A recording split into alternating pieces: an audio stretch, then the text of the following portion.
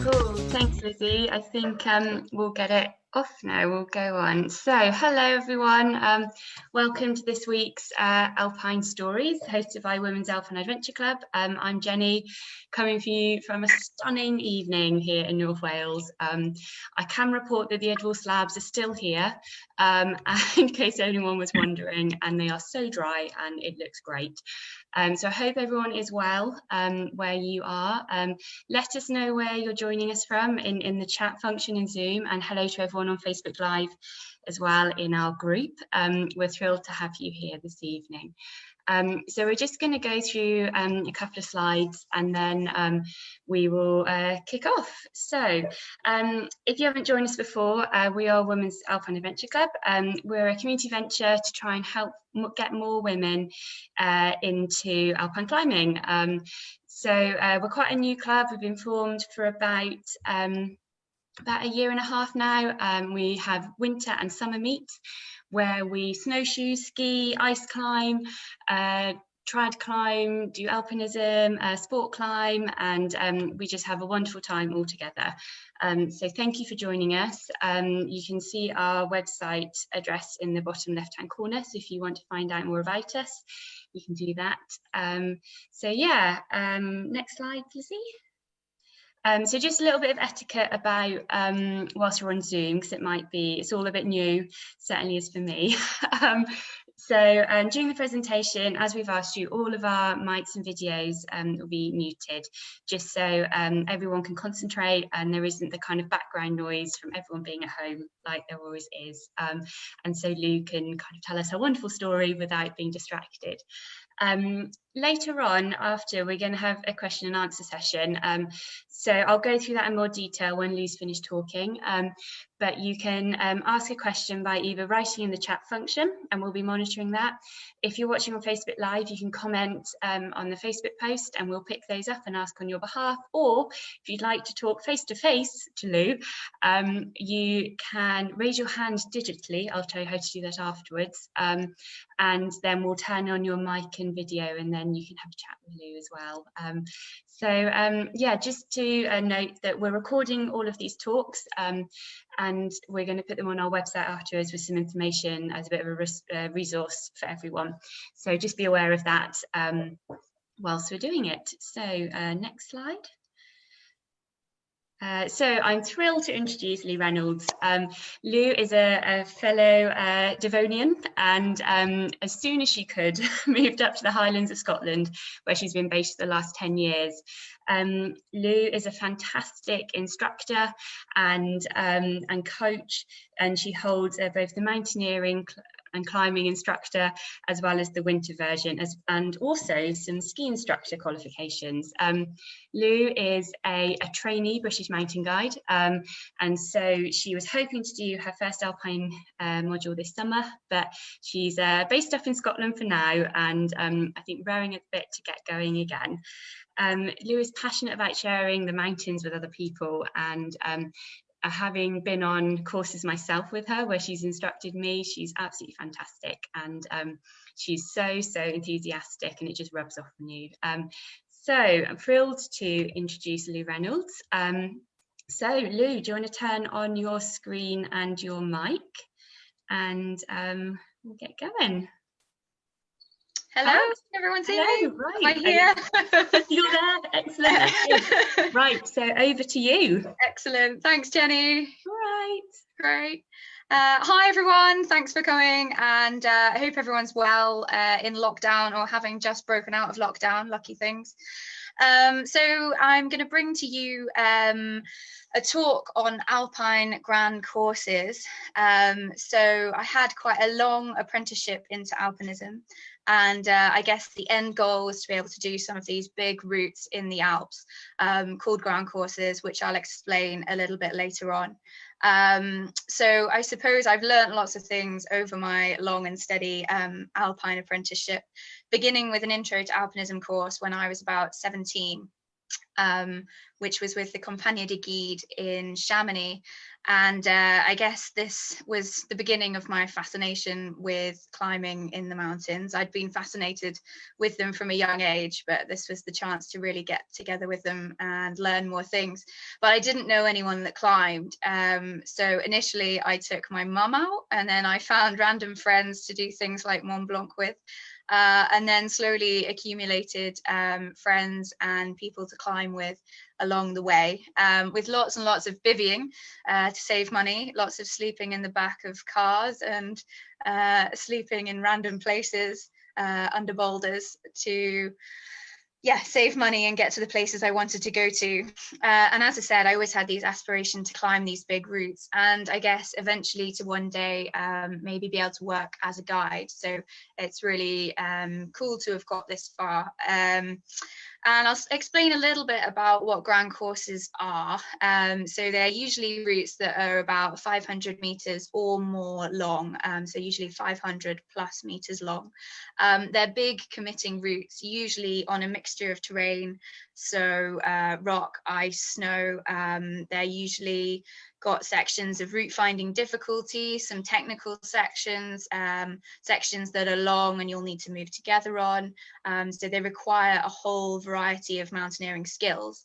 And then usually they're on a large peak, which then involves a lot of mountaineering skills and decision making to get off. So they're kind of like the full picture of everything that you can learn within the mountains put together in one big test piece. And to get onto the British guide scheme, you need to have sort of a rack of these routes, some of them smaller, some of them bigger, and then like 5 big routes that are usually TD and above. So this is a technical grade, Très difficile in French, and they're usually 800 meters long or more. So these are kind of 5 big routes that can be snowy or rocky, it depends. So that's what's required to get onto the British guide scheme. And it was a really exciting time for me when I got to the point where I felt I had the skills and the ability and the climbing partners together to then go and have a go at these ground courses.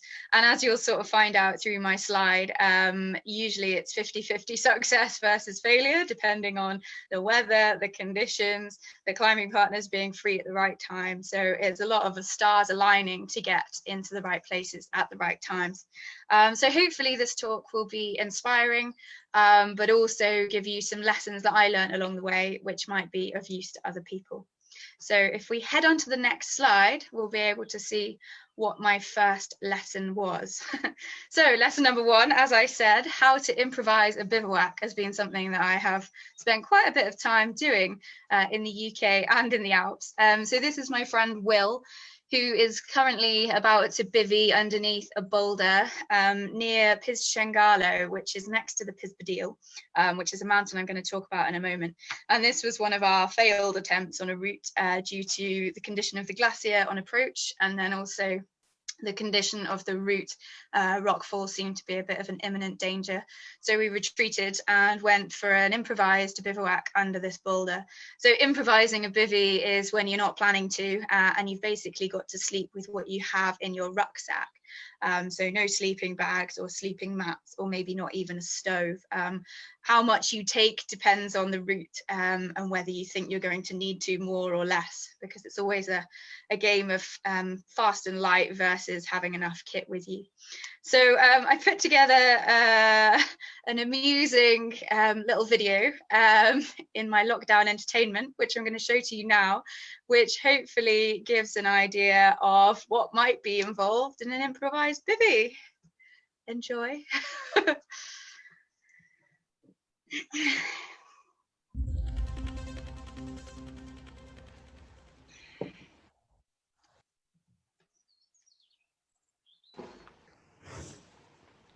So here we are in the Alps. Route's taken a bit longer than expected, so we're going to have to improvise bivvy. And the first thing we need to do is get insulated. So here we are, here's my kit laid out, and obviously I've got my helmet and my harness on already. And then I've got ice axe and crampons. These are all essential bits of kit for the mountains.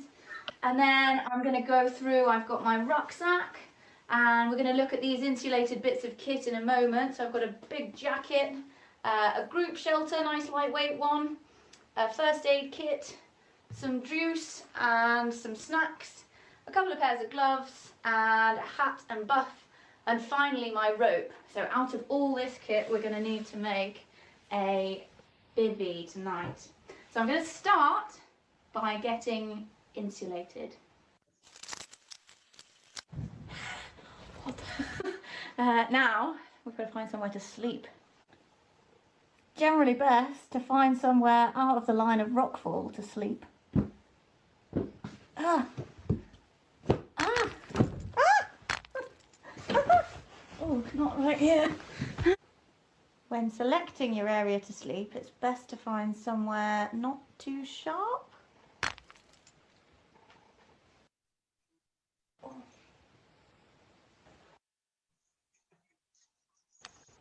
I always think a good flat place is a good place to sleep. Talking of me.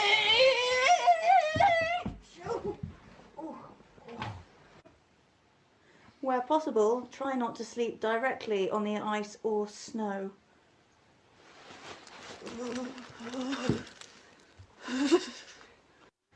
When bivvying, it's also quite nice to try and have a roof over your head, but make sure it's big enough. Oh, I think I'm stuck. Oh, ow. Oh. So, I think I found the perfect spot. I've got a roof over my head, which protects me from falling rocks and from drip. And then I've cleared out all the sharp stones, nice flat area, and I've insulated it with my rope, so it should be really comfy. So I'm feeling quite happy and ready to get in. I'm going in. Oh, oh tight. Oh, always a good idea to keep your helmet on. Oh. Right, we're in. Okay. Now I'm in position. I'm going to get myself ready for the night.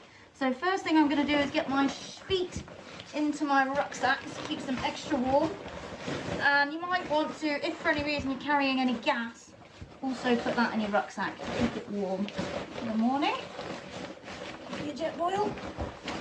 And then I'm going to get my group shelter. Oops, careful. And get nice and cosy under that. I've got my water handy here, any bits of equipment that I might need, little pillow, and then I've got my metalwork out the way. If it gets quite cold tonight, if I have the chance, I'll put warm water in this and put it between my legs, but certainly want to keep it nice and warm inside next to me so it doesn't freeze. And finally, if you're on an exposed ledge and there's potential to fall off in the night, it might be a good idea to attach yourself to an anchor. So I've got this sling here, I'm going to clip that on, and I'm ready for the night.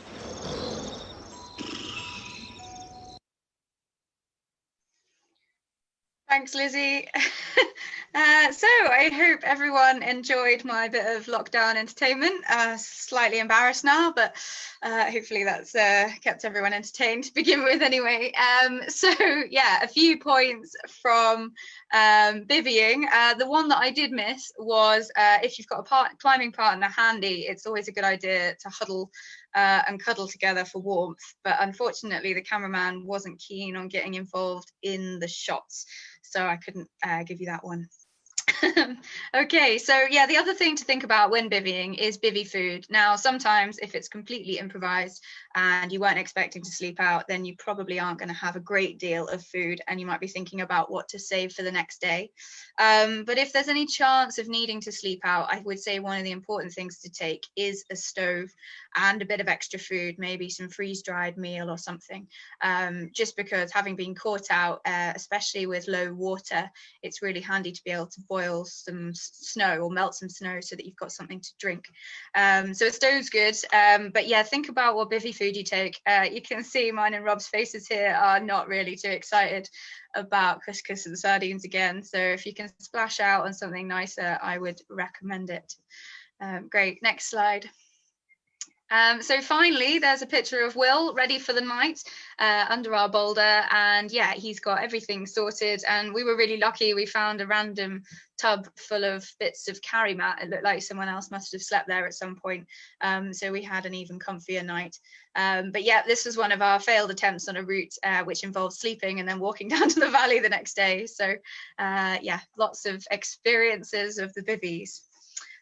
Great, so we'll move on to when I actually do climb a route on the next slide here. So this is the Cassin on the north face of the Pisbadil. So this is in the Bregalia Alps, which is down in Switzerland, right on the Swiss-Italian border. It's a beautiful area. You've got lovely Italian-style villages with nice pizza and coffee and ice cream for when you get down, and beautiful sort of wooded valleys, and then these striking granite peaks coming out of the valleys. So it's a really impressive place to climb. And the Pisbadil is a particularly, well, I guess the Cassin route is a prominent route because it's actually one of the 6 classic north faces, along with things like the Eiger and the Matterhorn.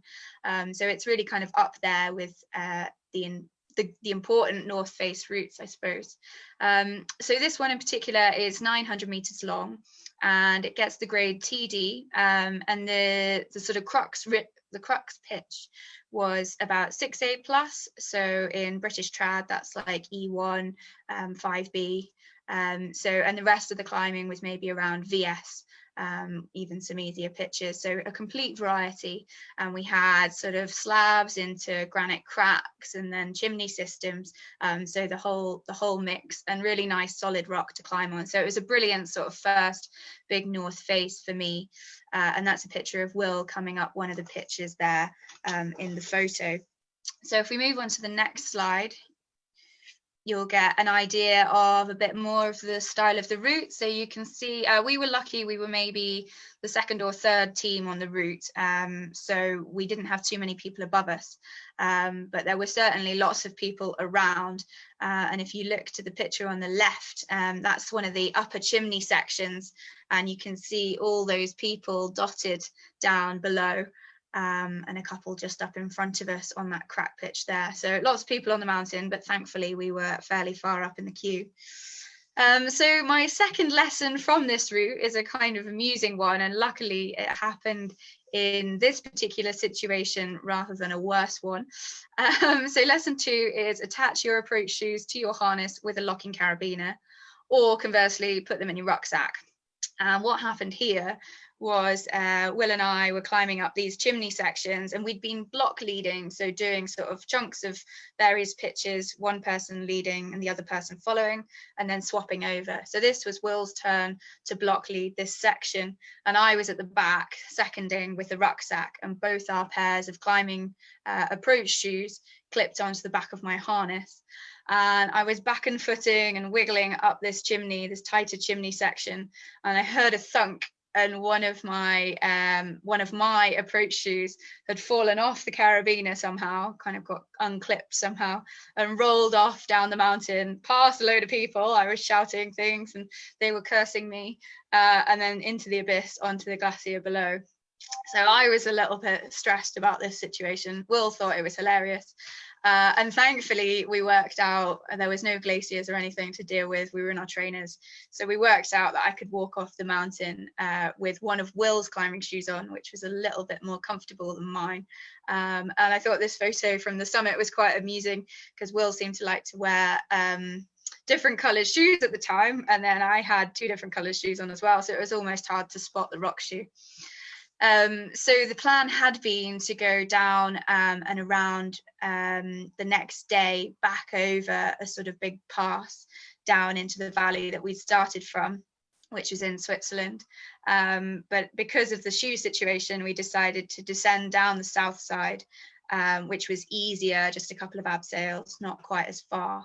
And then we ended up walking out down into Italy and got a taxi round with another climbing team back to our sort of starting point. So one other lesson I would say is make sure you take your passport, because occasionally you end up crossing a border on these cross-border climbs, so you never know when you might need your passport. Great, so that was my lesson from there. Always a good one to learn at some point. And what I did get, actually, I forgot to mention, was Will found a locking carabiner which had like 2 snap gates, so it was a good way to carry climbing shoes or something like that. So it's nice to be lightweight and not have loads of screw gate carabiners, but equally, yeah, it's finding the right thing for the job. So moving on. Here we are at the Aiguille Noire de Putri, and the particular route that we did was the South Ridge. So the Aiguille Noire de Putri is on the Italian side of Mont Blanc, very impressive area, loads of really steep cliffs and prominent points, and the Aiguille Noire de Putri actually leads into a classic route which I would really like to do, called the Putri Integral. We just did the first part, and that was quite an undertaking in itself. Actually, it's a fairly involved route, so I'm just going to move my camera a second. Can't see. So the route was 1,400 meters long, and it's a TD plus overall grade, so a little bit harder, mostly because of more route finding difficulties, probably a bit more committing, longer, a bit more loose rock and things like that, but not as difficult overall grade. So it was about HVS, British trad climbing grade, 5C on here. So that is my friend Matt. I climbed it with Matt, and we knew that this route could take a little bit longer, especially the descent. We'd heard it was quite involved from a couple of other friends who'd taken longer than expected. So we did take a mat and a lightweight sleeping bag each this time, which was a good shout. And if I take you onto the next slide, you'll be able to see a little bit more of the route. So here we've got Matt with the ridge up in front of him, so you can see the route finding difficulties and loose rock as well. And then higher up we get to some really excellent granite pitches, sort of HVS difficulty, some lovely pictures of climbing up in the clouds there. So we kept on going, and if we go to the next slide, you can see we near the top, cheesy summit selfie. So Matt was maybe a little bit more stressed about the descent, and rightly so. I think he was flagging. So my lesson here is lesson 3, the descent can be the crux. And the reason for that is because it's often hardest because you're exhausted. It's the end of the day, and that can be the time that things start to go wrong, decision making fades, you've got less energy, maybe a bit more dehydrated, altitude might be getting the better of you. So it's really important not to forget about the descent, and I was rather chirpy in this photo to be at the summit. But yeah, there's a lot to happen after that. So things to think about on the route down. We had a long descent with painted markers to point out where you're going, and some abseils along the way, but other people had obviously gone the wrong way, maybe in the dark or whatever, so there was abseil tat all over the place. So you had to be really vigilant as to where the descent went, and with daylight waning, we had to really think about this carefully. So things that I do to sort of mitigate trouble on the descent would be memorize the description. So you do that for the ascent, but also the descent. Make sure you know in your mind what's going to happen, which directions you're going, how many abseils there are, so you can be prepared. But also take things like a printed copy of the description, not just a phone description, because phone batteries die. And I actually used to, like my first 4,000 meter peaks sort of guidebook, we used to cut out the pages, the description, and take them with us and then stick them back in with a bit of sellotape. So that makes the guidebook look more interesting now. And then sometimes you have to stop and wait until daylight returns. So if it gets dark and you can't see where you're going, as long as the weather's on your side, sometimes the safest thing to do is to sit it out and wait until daylight comes back and you can see your route.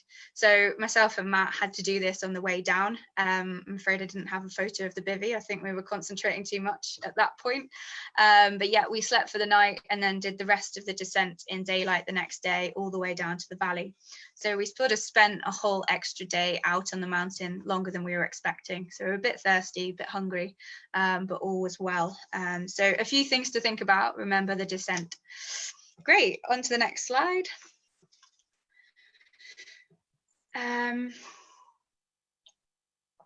Okay, so here we're at the Salbitchen is the next mountain that we're looking at, and this is in the Swiss Alps again, but an area called the Reynold Alps.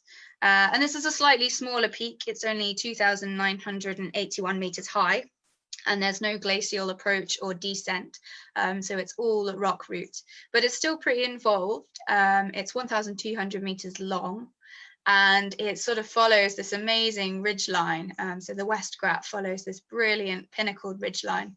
So there's loads of climbing up to a little summit and then abseiling down and then round the corner to another tower, and so it goes on. So it's really quite an involved route and a bit of a harder grade, so ED1. So that's more like E1, maybe E2 overall grade, and much more sustained at that grade. So lots of pitches of more difficulty, which gave fantastic climbing, all kinds of granite climbing, from cracks to chimneys to arêtes to scary slabs, the whole lot. So it's really fantastic route. So the lessons from this route were to work with the weather and be flexible and open-minded. And I think this was something that I learned working on Skye. So over there, you've often got clients for the week, and you've maybe got some objectives of mountains to go and climb, and you're going to look at where the weather's coming from and which end of the ridge is maybe better to work on. But also you might try and take the weather window, so go a bit later in the day or start earlier so that you get the best of the weather. And the situation for us with this particular peak, we had been in Chamonix for over a week in the rain, sitting about, not doing very much, which sometimes is nice, it's a good rest. But I think we were eager to get going now. And we'd had a couple of like failed attempts, going up to a hut thinking we could make the weather work, and it not working. So we had a little look, did some research, and discovered that there was going to be 2.5 days of good weather over in this area here, but it was already beginning now. So we got in the car and started driving to this area early in the morning from Chamonix that day, and then walked up to the base of the ridge and actually started climbing and decided to bivvy on the route. You can see a theme here with my bivvying. So the slightly heavier way to do it, we had to carry more kit with us, but it meant that we could make the most of that weather window, and actually it meant we got to bivvy in a really cool spot. So if we go on to the next slide, we can see on the left there, that's a photo of myself and Matt climbing one of the steeper sections, a steeper pitch. And then on the right side, that is where myself and Matt actually bivvied. So we're on this amazing sort of square cut tower, nice and flat, with a big boulder in the middle, which is perfect. And we attached ourselves to the boulder, sat down, had some dinner, and then went to sleep. So a totally awesome place to watch the sunrise and sunset. But yeah, entertaining. And it was really cool because there was another climbing team who had also had the same idea. So they were bivvied on another tower across the way from us, so we could wave at each other and take photos and generally share a bit of the journey, which was really nice. So they sent me these photos. And if you have a look, so at my lesson here, lesson 5, take a straw, or when I say straw, often a bit of tubing like a cut down section of a platypus tube would be perfect for this. But what I mean here is, and this is another skill I learned on Skye. So the Coolin Ridge itself is very dry, and it'll take maybe 2 days to get across. And water is often the issue. So there's a few places where there's a spring, or there might be some snow melt left over or something, but it's not a lot of water. So you might need to use this straw to actually siphon off or be able to drink some of the water along the way. So this came in really handy here, because as you can see in the corner, there are some puddles nicely circled there. So we actually ended up drinking the water out of these puddles, which we were okay, I think.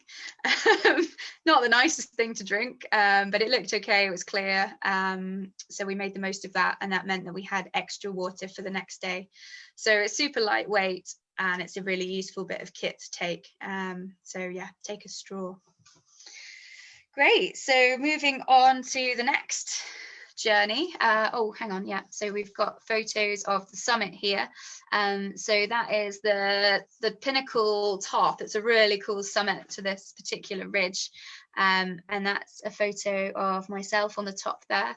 And then you can actually see I've drawn a line all the way along that skyline arête, which is the route that we just done. So you can see all those pinnacles and places along the way. And this photo was taken from the next slide, where we were eating cake. So yeah, sometimes you get to earn your cake and enjoy the views on the way back. So it all worked out really well working with the weather, and you can just see the clouds coming in there for the change. So we timed it perfectly. So a good lesson learned and success all round. So if we move on to the next slide. So the next route that I'm going to talk about is the Swiss route on Les Courtes, which is from the Chamonix Valley, so up the Argentière Glacier. And it's a bit of a bigger peak, this one, not massive, but 3,856 meters high. And this is a classic route. It often comes into condition quite quickly when you've had some snow and refreeze, sort of freeze-thaw cycles in the spring or in the autumn. And I would say it's a popular route to do for a first sort of icy big ground course like this. There's nothing too difficult. It's fairly steady going. The descent isn't too technical. So it's a nice peak to get a feel for this style of climbing, but still very involved, but a good one to start with. So yes, as I said, it's 800 meters, TD again, but this time more ice and mixed. So the ice climbing was maybe grade 4, Scottish grade 4. And then the mixed climbing above is kind of terrain that you can move together on a bit more, a mixture of rock and snow, and then onto an arête to follow up to the summit. So if we go into the next slide, you get an idea of a bit more of that terrain. So that's Reese climbing up in front of me, and then looking down on a couple of climbers below, on a route below as well. So the lessons learned on this particular route, if we look at the next slide, is keep feeding your climbing partner. And I just quite like these two pictures because they were a great example of the two differences. So on the Swiss route in particular, I didn't know Reese as well. We were friends and we'd climbed together a bit before, but we didn't know each other really well, as myself and Tamsin knew each other super well. And we're probably really good at knowing to feed each other because we get hangry otherwise. So Reese and I had eagerly set off from the valley, from the glacier, left our skis at the bottom, and we'd probably been climbing for a little bit too long without really eating very much. And this then had a bit of a knock-on effect towards the top. Reese was really flagging, just energy low. And the trouble with it is, it's a bit like a marathon or a big long endurance type race. Once you run out of energy, you have a lot of difficulty to come back from that place, really. Your muscles are not working at the best function. So it's really important to try and treat these ground courses a bit like a marathon. And you want to start off nice and steady, even though it might be cold in the morning and you want to go quickly. And try and stop for food every half an hour or so. Sorry, I'm amused at Tamsin's comment there. I'm also greedy. So yeah, you want to have food regularly, and it's nice to feed each other. So one person can be sorting the ropes out, taking the gear back, and the other person can be shoveling some food into their mouth, or vice versa. And also at altitude, you might feel less hungry. I definitely struggle with this sometimes, that I don't feel like eating. So try and work out some snacks that you really like, and then offer them around, keep feeding each other, make sure that everyone's well. So good lesson there. Great, if we move on to the next slide. I think this fits in nicely with eating. It's also important to drink wine. Cheers to that. So I like this photo. That's me and Tamsin in the Torino hut in some bad weather. So yeah, as I said, when the weather is bad, it's good to drink wine. And I think as Brits, we like to try and push the weather out a little bit. We're used to going out in all weather, especially in Scotland. But sometimes, especially in the Alps, it's best just to chill out and drink wine where the weather is bad. This was also sort of acclimatization, I think. So we went up and did a really expensive thing, actually, and went to the Torino hut on the Italian side of Mont Blanc, got the lift up, went to the hut. I think we went onto the glacier for maybe half an hour, if that. And then we went inside and drank some wine, danced on the tables. And no one else was in the hut, so it was a right laugh. And then went back down, and that led us to be in good condition for the next route, I think. So if we move on to the next slide. So yeah, the route that followed this was Tamsin and I went and climbed the Gulot Bettenberg on the Aiguille Verte. So the Aiguille Verte is again from the Chamonix Valley. You've got Mont Blanc and the Chamonix Aiguille, and then you've got the Aiguille Verte with the Dreux on the side of them next to that. So it's quite a prominent mountain. And I guess it's got a bit of a reputation. It's one of those peaks that people say you're not a mountaineer until you've climbed it. And I think that is because it's kind of committing on all sides. There's no easy route up and there's no easy route off. So the route that we descended, sort of normal way up, or maybe the easiest way up, the Wimper Couloir, has got a lot of abseils to get back down it again. So yeah, it's a fairly involved mountain. And it's again 1,000 meters long, TD, and mostly ice this time.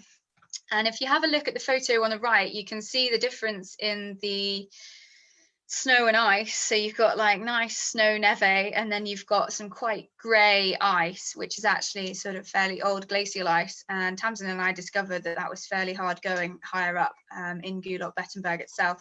And I think with a little bit more snow ice plastered on top, it would have been a lot easier, but we were stuck with fairly brittle ice, which took a lot of work to get up. So the photo on the left there was taken by a couple of friends, Tim and Keith, who were on a route next door. And that's Tamsin and I making our way steadily up the Gulot Bettenberg.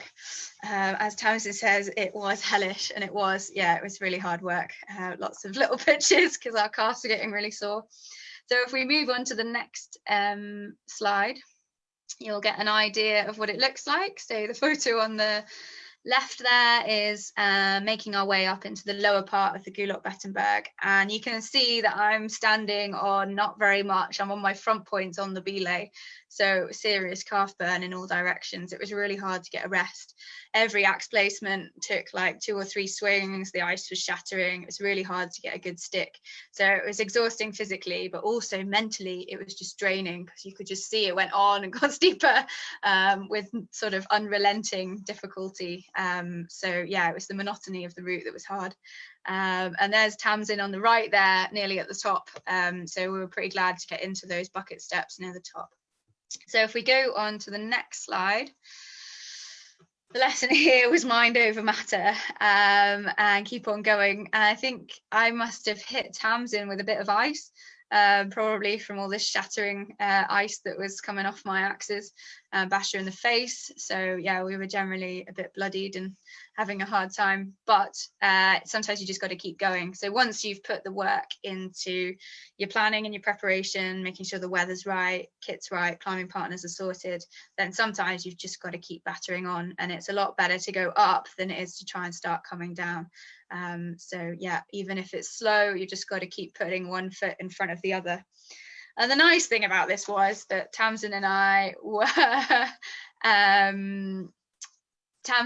were like encouraging each other. I think sometimes when you get stressed and tired on a route, it can be easy to take it out on the other climbing partner and, oh, why were you so slow, or why didn't you do that, or whatever it might be. But I feel like we were fairly encouraging towards each other, kept feeding each other and kept plugging onto the top. And we won't talk about what happened on the other side, though. I'll leave that for later when I've had some more wine. Tamsin can bring that one up. So I'll leave you hanging with that one. And if we move on to the next slide. So here I'm at the South Face Direct on the Meurge. So this is down in the south of France, in the Écran, and it's so you look up at the Meurge from Le Grave, which is a beautiful town there, and we were climbing on the south side. So we went from Le Grave up and over a col and stayed at the promontoire hut on the south side. And then we were going to climb up a route which you can see behind Rob's head and tops out on that pinnacle above his head. Yeah, up there, exactly. And then you traverse into the cloud and do the rest of the traverse of the Meurge, which is quite long, and then descend back down to the Le Grave side. So it's sort of a big up and round route. So this particular route, again, not super difficult, but 800 meters TD rock route. But we also had mixed snow and ice to deal with afterwards. So we needed to carry ice axes, crampons, big boots to then do the rest of the traverse along. So that made everything a little bit more, you've got more kit to carry and things like that. So we arrived at the promontoire hut in good time. It was a nice day, we had some beer, chilled out. And one of the things that is good to do, which if we move on to the next slide, you will see, is time spent on the recce. So it's a really good idea when you get to the hut to go and recce the route for the next day. So you might go down onto the glacier and then go to the base of the route that you're going to climb, which is what we should have done. Or you might want to, say you're on the Matterhorn, you might do the first part of the ridge and then come back down again. So it's basically familiarization with where you're going, so that the next day in the dark at 2 a.m, when everyone's hustling and bustling around and it's stressful and you're nervous and you're tired and you haven't had any sleep, you kind of have an idea of where you're going. But Rob and I think, had got a little bit confident. Things had been going well, and we both thought we knew this lesson, and we could see exactly where you go on the glacier, and it meant going down a long way and round. We couldn't be bothered. So we were a little bit lazy, embarrassingly, and didn't bother until the next day in the dark, when we realized that it might have been a good idea, because actually we weren't maybe in the right place. So this is me in the dark wondering why there doesn't look like a perfect chimney up above me. I'm sure it climbs up a chimney. We're kind of going, oh yeah, it looks like a chimney, I think it's okay. And we did maybe 3 pitches up this sort of chossy ground that got steeper and more scary, and eventually managed to construct an abseil and run away. And landed ourselves back down on the glacier in broad daylight to see 300 meters further up the glacier our route with some people on it. So yeah, that was fairly embarrassing and a little bit silly, especially as we knew this one. So we gathered our thoughts, and I managed to persuade Rob that it was a good idea to go back to the hut. I think he wanted to run away and not see the hut guardian. Rightly so, because it was a bit embarrassing. But we went back to the hut, and the guardian laughed at us and then said that someone else had done exactly the same thing a week before. So we managed to get on the route the next day and do the whole thing. We were lucky, we had a good weather window. So that's me on the right, climbing up, having a great time on the route the next day. So if we move on to the next slide, you'll be able to see a little bit more of the route. So there's a couple of photos of me following. The one on the right is on the lower section, across some nice sort of slabs of rock, and then higher up it gets a bit steeper and all the rock gets a little bit wobblier and slightly more insecure. So there was quite a lot of tense climbing on chossy rock, kind of throwing things off as you go and putting them back in place, and generally trying to fix the mountain back together as you go up, until we reach the summit on the next slide. And there's me. I'm not texting, I promise. I'm checking the route for the rest of the route, and yeah, I have got my backup copy in my bag just in case. So yeah, don't forget the second copy in case your phone battery runs out. So yeah, you can see I've got my ice axe and things ready. So we're going to change into our mountaineering kit and carry on along the ridge. So if we move on to the next slide, you get a bit of a view of the rest of the ridge here.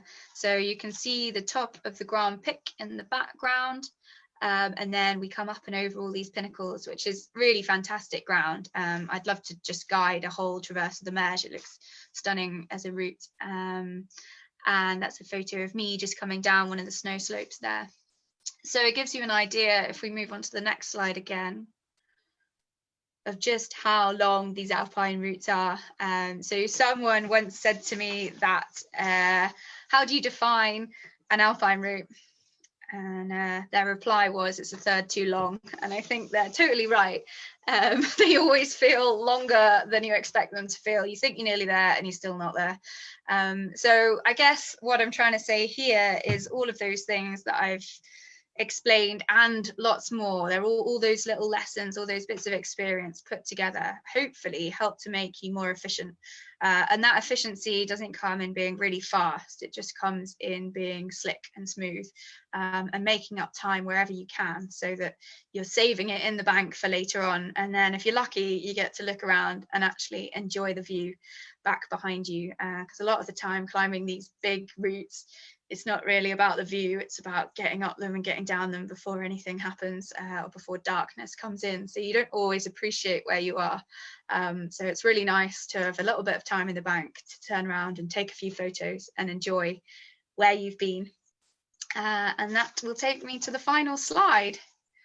So thanks very much for listening. I hope I didn't waffle too much or talk too quickly. And I hope everyone learned something or enjoyed the photos. Thanks very much. Thanks so much, Lee. That was fantastic. Really, really enjoyable and some great lessons. And I think everyone should be practicing their indoor bivvies. Because that's a valuable skill that you never know when you might use. I know. It's fantastic. So yes, some very serious alpining there. I know. I'm never going to live that down now. That's great. I think you should just pass. Yeah, I mean, I've done it all in my living room, right?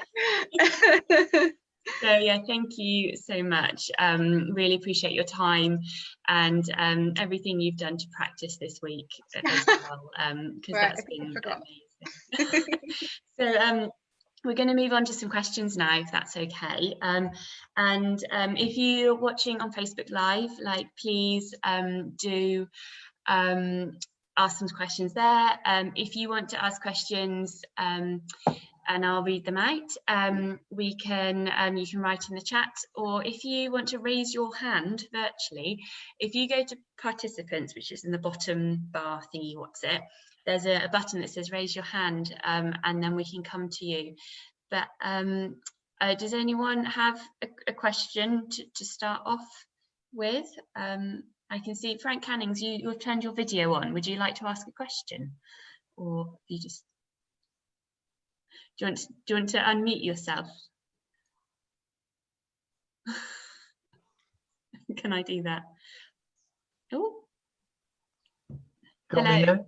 Yes. Hello. Have you got me now? Yes. Can you see me? Hello, Lou. Hi. I thought that was an absolutely brilliant talk. Oh, thank you. Incredibly good advice to everybody. But it raises a few questions, obviously. Yeah. You talked about melting water, melting snow for water. Yes. I always found that when you did that, with the rock particles that were contained in snow, you always ended up with a very, very sore throat afterwards. A very raspy, horrible sore throat. Yeah. What do you recommend on that? That is a good question. Sore throat sweets? Yeah, I don't think I've got an answer actually. I mean, if you can filter out some of the rocks, then great. But yeah, the minerals and everything in the water can leave quite an uncomfortable stomach at times as well. So I don't have a good tip for that. That's one to think about. Another question. You Yeah. did the salvation, which I've done as well. Oh, excellent. In fact, I've seen your blog, Oh, and yeah. you recommend 5 alpine routes, of which I've done 4 of them, and I totally agree with you. Oh, brilliant. But the Salbitchen, when I camped below the Salbitchen years ago, there was herds of cows wandering round there, and they all had cowbells of different sizes, and the Yeah. largest ones were about the size of a bucket. Yeah. Are they still there? Yeah, I do remember the cows actually. Now you've reminded me. Yeah, all the way from right down in the bottom of the valley, but then also below the route. I do seem to remember not sleeping very well on that pinnacle. I'm not sure if it's because I was cold or because of the cows. Yeah, there was definitely still some cows about. I've got loads more questions for you, but I think other people may want to get in before me. Okay. Well, it's nice to speak to you. Yeah. Well, if you want, if you have questions that we don't get chance for, if you write them in the chat, then we can ask Lou later, and then maybe write some up, because I'm sure you've got some really valuable questions, Frank, that everyone else will be interested in as well. I'll try and think of good answers for them. Yeah, fruit sweets. I like that. Thanks very much. So I've got a question from Katie Owen, another Devonian, who wants to know, if you're looking to start off alpine climbing but have never done anything like it before, what are your tips to kind of get into that environment? Okay, cool. That's a really good question. And I think it's worth, well, there's a lot of courses out there, and I wouldn't always say you need to go on a course, but I personally did an intro to alpinism course, which was like a week long, and we learned crevasse rescue. We did some sort of smaller, easier peaks, got used to moving together on a rope and when to pitch and when to climb together. So learned a load of skills, and I did that with a Compagnie de Guide in Chamonix, but there's also things like the Conval courses for young people, and then there's loads of guiding companies who are running intro to alpinism courses. So that is a really good way to start, and you can team up with other people on the course as well, so you make friends to go and do similar objectives with. You might even then go on to have a bit of a holiday afterwards and do some more routes with some of the people that you've met. So that's a really good way to start. But if you don't have access to that, then maybe trying to learn some of the skills in the UK first. So having a go at crevasse rescue, and getting somebody to help you out with that, or going online and looking at videos, reading up on it. That's certainly an important skill.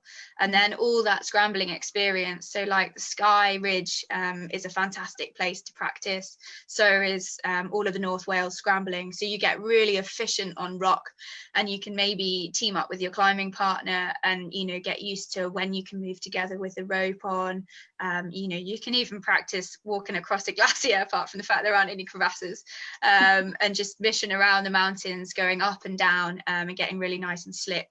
And again, I would say in that, practice the descending. So people never practice the descent as much, so you can spend plenty of time down scrambling in the UK, and that will get you really nice and efficient. And then there's little things like reading route descriptions and learning more about that. So just study the guidebooks as much as you can, and get really used to working out where things go. And it's sort of like a bit of an art of working out what the author was thinking and how you see it, and trying to align the two. So it takes practice. Hope that helps. Definitely. Yeah, well, loads to get started there. And actually that's a great lead on, because this Saturday for Women Climb we are hosting a kind of a panel discussion about how to get into alpinism. So if you want to be part of that, you can see the details on that on the Women Climb website. So got a question from Wendy about, you know, that really big spike that you were sat on top, but I think it was on the top of the Selbit. Yes. What was the belay like at the top of it? And how did you get back down? Were there bolts, or did you have to abandon kit? What on earth did you do? Good questions. Yeah, very good point. It is quite the summit, that. So thankfully, this particular route is actually quite well equipped in Alpine style. So there was either, I can't remember if it was bolted or there was like one of these great big sort of rings. I think it was a big ring. So you attach yourself onto that. And then I seem to remember there was a little bit of logistics at the top. You then had to redirect your rope onto the other side to then abseil down the other side, but it was equipped, so actually we didn't have to leave anything behind, thankfully, which is, the Alps is quite good for that. Yeah. Usually, but not always. Hope that answers your question. Thanks, Lou. Jane wants to know, how old were you when you went on that first Compagnon de Guide course?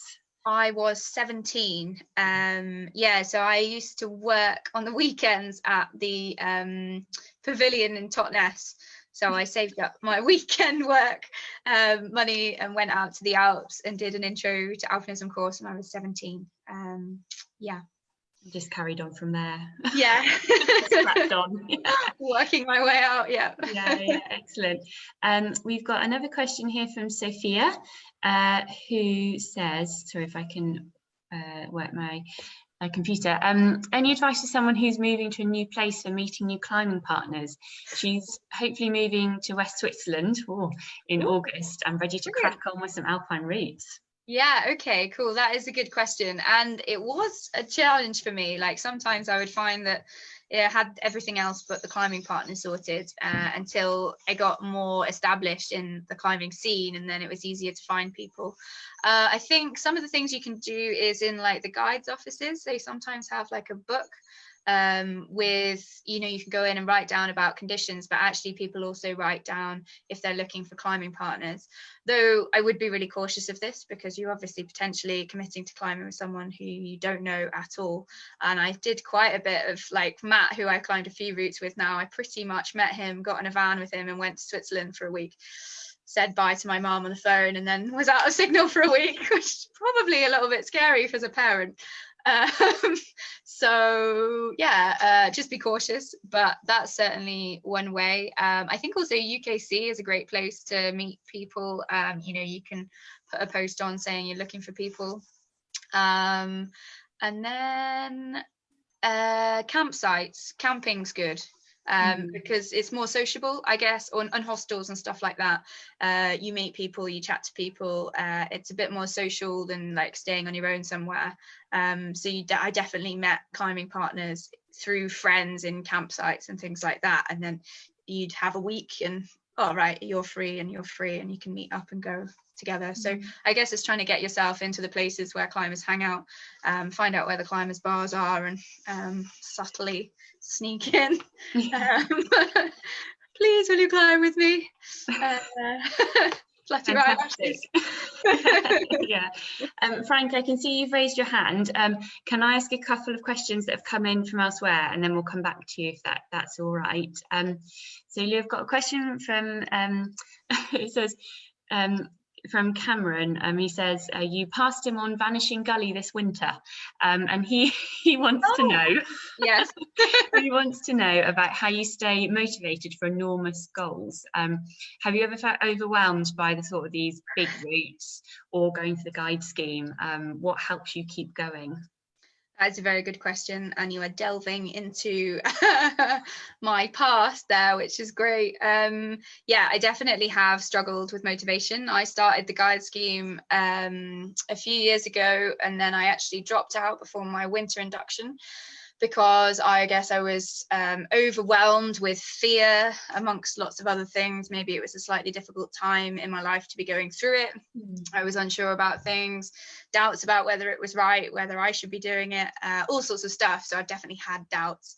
And I thought at the time that dropping out was like the most embarrassing, worst thing I could do. And it felt like the world was ending, but actually it was great. It gave me time to step back and review everything. And then I think I came back with a stronger sense of what I wanted and how to deal with it and who I was. And I think one of the biggest things that I've learned is to do the processes, or to do these alpine routes my way, which sounds a little bit tricky to explain. Just give me a moment. I suppose, you know, like I'm not the strongest of the climbing partners that I've climbed with, and I'm not going to be the strongest person on the guide scheme either. I'm kind of an all-rounder, but it's all those little bits that you learn. Like I discovered that I was really good at kind of route finding and memorizing where to go, and like noticing things along a line, or, you know, when it comes to guiding, I think I'm quite good at spotting when clients are maybe struggling with something or whatever. So I guess I've learned what my own strengths are a little bit more, and I've learned when I need to say no, I can't do something, or to wait until the time is right for me. And that's, I guess, come with age and experience of kind of like staying true to myself, which sounds a bit cheesy, but I think it's kind of part of it. And yeah, staying motivated. I think it's important to go with the ups and downs. I didn't used to rest enough, and I used to burn out completely, get really ill, lose the will with it all, get quite upset, and kind of like wonder what I was doing, spending all my time burning myself out. And now I think I've learned a little bit more balance, a bit more creativity, having some downtime, allowing yourself to spend a week reading and doing yoga if you need to, whatever it is. So looking after yourself a bit more, and the motivation always comes back. It's just giving yourself a chance to recover. If you love the mountains, you love the mountains. So it's kind of just working out your own path, which I'm not perfect at, but better. Yeah, definitely. I think, and you know, for someone who's followed your journey for a bit, like, and been out with you climbing, like, it's so impressive being with you. And I think when Libby Libby used a really great phrase about being soft strong. And yeah. I think that's really important. I do remember that actually now. I'm like, yeah, just be soft, strong. Yeah, definitely. Yeah, great. And we've got a quick question before we go to Frank, from Alina, who's watching on Facebook, who wants to know, what do you mean when you say you worked on Sky? So maybe do you want to explain a bit about the MCI and WMCI stuff? Yeah. So I hold the mountaineering certificate. Sorry, some combination of letters. Yeah. I hold the mountaineering and climbing instructor certificate and the winter version of that, which basically means that you can work across the UK on mountaineering terrain. And if you've got the winter one, then you can do the same in winter. So you can take people rock climbing, you can take people scrambling. So it's a mixture of guiding and teaching, all kind of mountain skills. So I often go and work on Sky in sort of May and June, and then sometimes in September, doing ridge traverses on the Coolin Ridge, or taking clients up the Munros, or going and seeking out some slightly less traveled scrambles, or rock climbing. So total variety, but I really do enjoy the work on Sky. It's quite unique, and it's a bit more guiding focused, so it's slightly more similar to working in the Alps, which is great practice for the alpine guiding side of things. Right. So yeah, hopefully get to be there later on this season if we're allowed out. Well, I hope that answered your question, Alina. Frank, are you still there? Would you still like to ask a question? I'm here. Can you hear me, see me? Yeah, I can hear you. Yeah. And see me? And see you.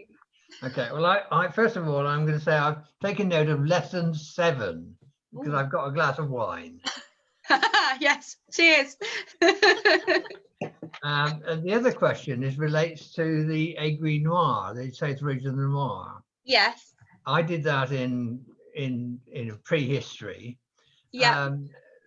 We had the dilemma as to whether we should do that in 1 day or 2 days, i.e. prepare to bivouac or not. And we did. We thought, well, we'll bivouac, and we bivouacked on the descent route some way down from the summit.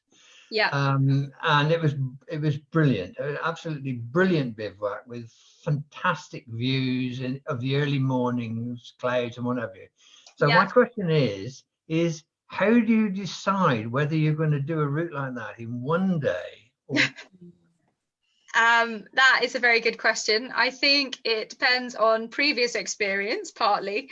So certainly if like sometimes the guidebooks give you a recommended time that it should take. So I'd maybe go and do a load of easier routes or routes of a similar grade that are shorter and see if I can make guidebook time. And if I'm not making guidebook time, then either I don't do it or I plan to do it, but bivvy along the way. So that's sometimes part of my thinking. But also I might speak to friends of a similar ability. And if they, in particular on that route, I knew some friends who were better alpinists than me and they're stronger climbers than me, and they had bivvied on the way down. So we decided that definitely taking some bivvy kit was a good idea, because if they needed to bivvy, we probably would. So you climbed with bivvy gear with you, did you? Well, we sort of did a half and half.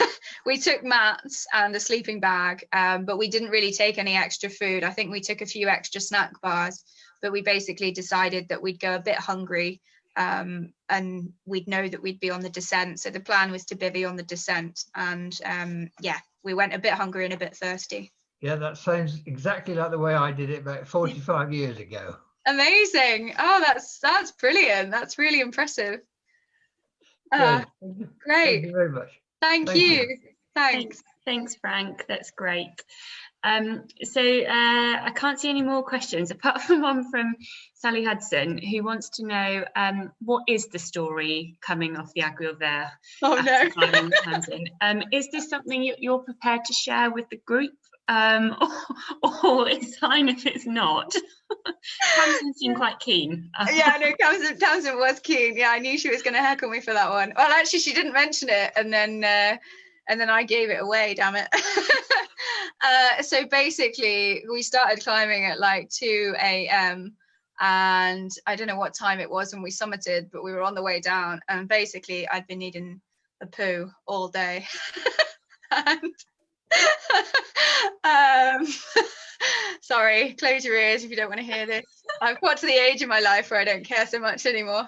And anyway, you'd go down and abseil down, and I thought we were nearly at the glacier, and I also thought that the abseils like took a bit of a different tangent. So me and Tamsin agreed that we thought it was okay if I went to the loo up here while she abseiled down to the next one, and she'd be out the way around the corner. But it turned out that yeah, basically it all funneled right over Tamsin's head. Right. So is that lesson number 11, considering your pooing spot? Yeah, I nearly put it in, but I couldn't quite handle it. Well, there you are, Sally. I hope you're happy now. Not very ladylike, that one, is it? Well, it's real life, isn't it? Yeah, exactly. Yeah, real alpinism. I'm so glad that I'm really glad that happened with Tamsin and not anyone else. I don't do that a lot, by the way, just that one occasion. Yeah, okay. Excellent. Well, that's a funny note to leave it on. Great. Surely there's another question somewhere. Anyone else got another question? I've got a question, just so we don't leave it on that note. A question about did you have any female role models when you were kind of serving your Alpine apprenticeship? Did you have any other females going through the guide scheme or anything like that? Yeah, so initially no, like when I was younger, not really. I used to read the Catcher magazine that was free when you come out of decathlon. So my hero in that was Jean-Christophe Raphael, until he died and left his family behind, and I thought that was fairly traumatic. I was about 14 at the time. That upset me a little bit. And then I had various other kind of like heroes, I suppose, but it wasn't really. Libby was my first hero, because I carried her book around everywhere. Yeah. The Bible of Libby. And then Tamsin was my next sort of role model, because she was ahead of me, going through the guide scheme. So I guess she took me under her wing a little bit, and we did some climbing together, and I felt like she was a friend that we could chat to and ask questions. And yeah, I've always looked up to her. She's shown me the way. Oh no, you missed the poo story, Tamsin. So yeah, no, I didn't specifically. And I suppose when it comes to role models, like when I was younger and I didn't have one, I think I just kind of like took bits of different people that inspired me and made my own kind of role model out of that. Yeah. So like Mike Pescod, he was my mentor going through my MIC and then into the guide scheme, but he's always been an inspiration because he's got a family and he guides and he does cool things and he's a really nice person. So there's bits of that, and then people that climb hard, and then Tamsin. So yeah. Excellent. Thank you for that. Not and then Tamsin, but like Tamsin's been the main role model. Until you peed on her head, but I mean, yeah, that's fine. yeah, exactly. Irredeemable. Right, well, thank you so much, Lou. I think we'll leave it there because people need to get on with their evenings and stuff. But we if you do have questions, or if you've got any feedback at all, then please do leave it for us in our chat, and we can ask Lou some more questions. This film will be online as well, and we'll do a little profile about Lou as well. So just wanted to let you know about what's coming up. We've got these Alpine stories booked into the end of June. So if we do still remain in lockdown, it'll give us something to focus on, especially for us in Wales. So next week we've got Iona Pawson, who says Iona Pawson, passion for polk. So she's going to be talking to us about her ski touring adventures in Sweden and summiting Mount Logan as well. And actually all three of these ladies are instructors at Platerbrennen. So and then week after we've got Kath James, who's going to be talking through kind of how she got into alpine climbing and what route she did to develop her skills. So if you're kind of new to alpine climbing or looking to take it a bit further, that would be a great one. And then we've got Helen talking after that about how to go alpine climbing if you've got a family, and how to take your kids and infuse your kids to go up in the mountains. I just saw a little comment from Emma. Hi Emma, who wants to know, will we be continuing these evening events even if lockdown ends? And yeah, we will. It'll give us something to do. Yeah, we'll be here until the end of June every Thursday, and you can have a look on our website. Thank you, hooray! Or on our Facebook group, our Facebook page, about the full schedule, because we're super excited to be bringing all these amazing female alpinists to you in your homes. So I think now I hand over to you, Lizzie, who's been fab behind the screens. So thank you very much for doing all of that, Liz. Yeah, and hope you enjoyed it, and thank you very, very much for joining us. Hello, everybody. So I'm just working out my own AV, as I've got 4 devices in front of me trying to start everything. So thanks so much, Jenny, and thank you so much to Lou for the time and the fantastic talk. Thank you to everybody who joined us. And if you like what it is that you're hearing and you want to support us, if you're interested in getting into alpine climbing, certainly Women's Alpine Adventure Club is a great entry point to that, and also for women climbing at all abilities. So get in touch with us on Facebook or through our website. You can sign up to the newsletters so you stay up to date when we are able to restart our UK skills sessions, which have had to be postponed in the last month, and for next month. Those will all be put there, and when we're able to get our summer and winter meets back on track, you'll get all that information too through the newsletters and through our Facebook groups.